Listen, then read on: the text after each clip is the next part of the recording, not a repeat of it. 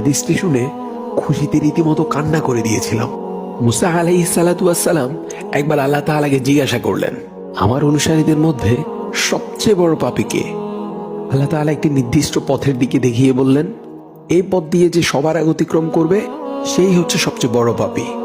আল্লাহ তাআলার কথা অনুযায়ী মুসা আলাইহিস সালাতু ওয়াস সালাম বসে দেখতে লাগলেন। কিছুক্ষণ পর দেখলেন এক ব্যক্তি একটি ছোট বাচ্চাকে কোলে নিয়ে রাস্তাটি অতিক্রম করছে। তিনি সাথে সাথেই বুঝে ফেললেন এই হলো সবচেয়ে বড় পাপী। এরপর তিনি আল্লাহ তাআলাকে আরো একটি প্রশ্ন করলেন, হে আল্লাহ, আমার অনুসারীদের মধ্যে সর্বাধিক ভালো মানুষটাকে? আল্লাহ তাআলা উত্তরে বললেন, সন্ধ্যা হওয়ার সাথে সাথে ওই একই রাস্তা দিয়ে যে ব্যক্তি অতিক্রম করবে সেই হচ্ছে সর্বাধিক ভালো মানুষ। মুসা আলাইহিস সালাতু ওয়াস সালাম সূর্য ডুবার অনেক আগ থেকেই বসে রইলেন। যেই সূর্য ডুবে যেতে লাগলো তিনি দেখলেন সেই সকালের লোকটি ছেলেকে কোলে নিয়ে ফিরে যাচ্ছে। মুসা আলাইহিস সালাতু ওয়াস সালাম হতভম্ব হয়ে আল্লাহ তাআলাকে জিজ্ঞাসা করলেন, হে প্রভু, একই ব্যক্তি মহাপাপী আবার একই ব্যক্তি মহানেকি? আল্লাহ উত্তরে বললেন, হে মুসা, এই ব্যক্তি সকালে যখন তোমার সামনে দিয়ে তার ছেলেকে নিয়ে জঙ্গলে প্রবেশ করছিল তখন কোলের ছেলেটি বাবাকে জিজ্ঞাসা করেছিল, আচ্ছা বাবা, এই জঙ্গলটি কত বড়? বাবা উত্তরে বলেছিল, অনেক বড়।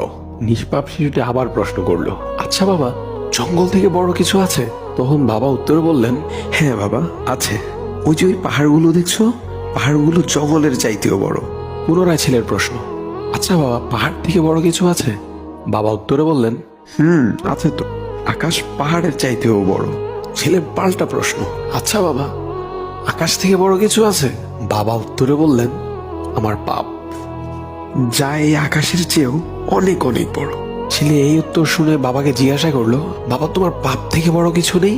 তখন বাবা চিৎকার দিয়ে ছেলেকে জড়িয়ে ধরে কাঁদতে কাঁদতে বলল, আমার পাপ থেকে অনেক অনেক গুণ বড় আমার আল্লাহর রহমত। হে মুসা, এই ব্যক্তির পাপের অনুভূতি ও অনুশোচনা আমার এতই পছন্দ হয়েছে, সবচেয়ে পাপী ব্যক্তি থেকে তাকে আমি সবচেয়ে নেকি ব্যক্তি বানিয়ে দিয়েছি। এই হাদিসটির অন্যতম একটি শিক্ষা হলো, পৃথিবীর কেউই স্থায়ী পাপী না। অনেক অনেক পাপ করে ফেলেছেন, তারপরও আপনি চাইলে মুহূর্তেই একজন পবিত্র বান্দাতে পরিণত হতে পারেন।